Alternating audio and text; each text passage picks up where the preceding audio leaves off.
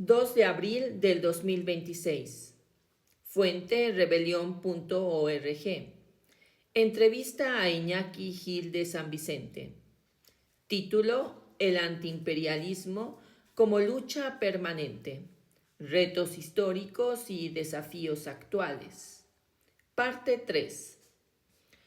También son muy importantes para el tema que nos ocupa sus ideas sobre la capacidad de resistencia anticolonial de los pueblos y estados con propiedades comunales, con comunas campesinas, pueblos que las defendían tenazmente, resistencias que adelantaban muchas de las luchas antiimperialistas actuales, en defensa o en recuperación de sus recursos colectivos. En la década de 1870, Marx y Engels llegaron a la conclusión de que las revoluciones ya no empezarían por y en Europa, sino que lo harían en Asia y especialmente en Rusia. Su visión de la lucha de clases mundial se estaba enriqueciendo al estudiar las resistencias anticoloniales de pueblos precapitalistas y el impacto en la capacidad de alienación, soborno e integración del proletariado occidental, gracias a que las sobreganancias obtenidas con el colonialismo le permitían hacer algunas pequeñas reformas y concesiones sociales.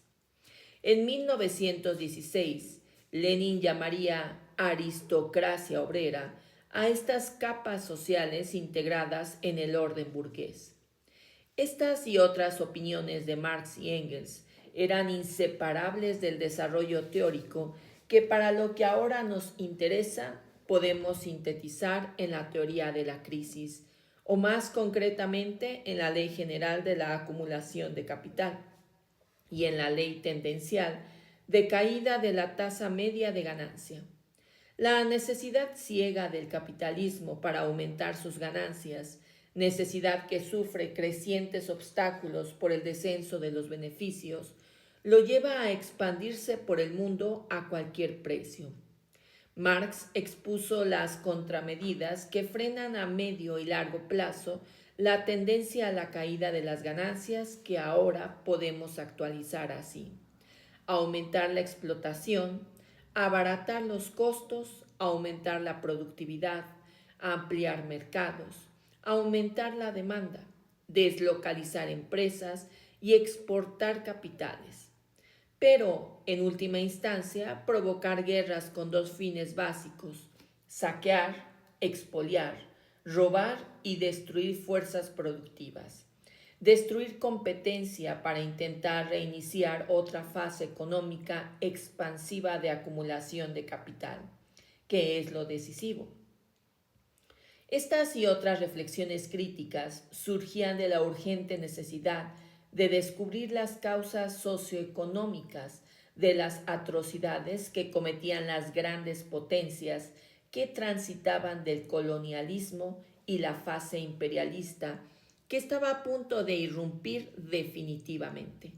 La crítica teórica iba unida a la crítica práctica, y desde 1884 se endurece en Alemania el debate sobre el gasto militar y sobre el colonialismo. En 1885, a los 2 años de muerto Marx y Engels, estaba sumergido en el desciframiento de sus jeroglíficos el socialista E. Belfort Bax. Publicó un libro pionero sobre el imperialismo y socialismo, que fijó ideas centrales como la de que el imperialismo busca países que invadir con sus excedentes. A finales de esa década, en 1880, el norteamericano Wilshire, socialista radical, empezó a estudiar el origen y el desarrollo del capital monopolista en Estados Unidos como efecto de las leyes de concentración y centralización descubiertas por Marx unos años antes, y en 1901 publicó otro libro pionero al respecto. Mientras tanto, Engels escribió La Bolsa en 1895. En el prólogo al libro tercero de El Capital, un textito que es una de sus últimas obras, donde explica en 7 puntos cómo ha evolucionado el capitalismo desde la primera edición de El Capital. Casi 30 años antes, cuando la bolsa era un elemento secundario, en cursiva por el autor, como indica en el punto 2, en comparación con el decisivo papel de la banca a finales del siglo XIX. En el punto 6, Engels sostiene que todas las inversiones extranjeras son en acciones y en el punto 7 dice que el colonialismo de entonces es una simple sucursal de la bolsa, al servicio de la cual las potencias se reparten el mundo.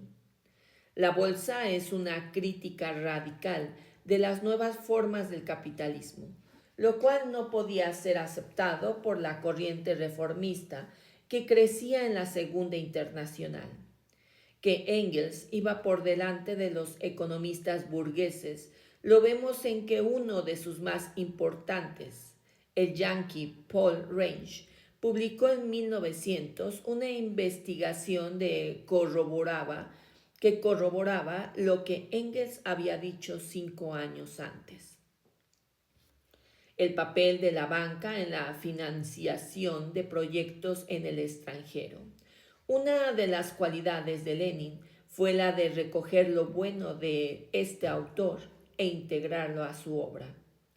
Mientras tanto, en 1896, Bernstein atacó la teoría marxista defendiendo el colonialismo bueno, civilizador, el que lleva la paz y el bienestar a los atrasados y salvajes.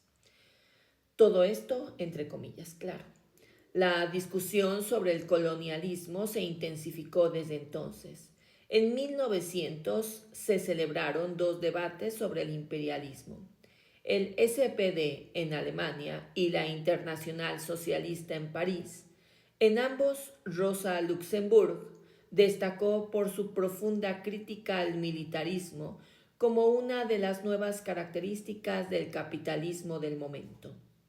Todavía faltaban 12 años para que escribiera su obra La acumulación del capital, como veremos, y ya empezaba a ser señalada como una de las representantes más sólidas de la izquierda marxista.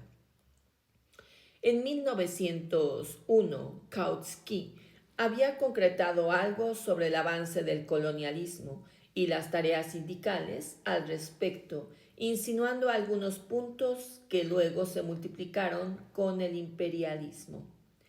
En 1902, Hobson, que no era marxista, sino una especie de socialdemócrata que quería reformas en beneficio del pueblo, popularizó definitivamente el término de imperialismo, que según él surgía sobre todo de la necesidad de los países enriquecidos para colocar sus capitales excedentarios en otros países, reduciendo así la posibilidad de crisis internas. Lenin leyó a Hobson en ese mismo año en su viaje a Londres y guardó las citas realizadas hasta que las recuperó en 1915. Por aquel entonces, Hobson fue poco conocido por los estudiosos de la economía. Para Lenin, este autor era útil en general, porque ofrecía en su tiempo una visión teórica que aunaba muchas visiones parciales. Los debates sobre el colonialismo, el militarismo, la guerra y en menor medida aún sobre el imperialismo en concreto se iban endureciendo.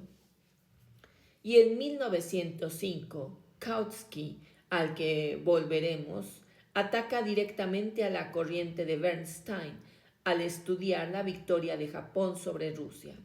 También en 1905 y 1907, Otto Bauer, teórico austriaco marxista, publicó 2 textos sobre colonialismo y opresión nacional en los que hablaba explícitamente del imperialismo y el derecho de las nacionalidades a la autonomía nacional y cultural.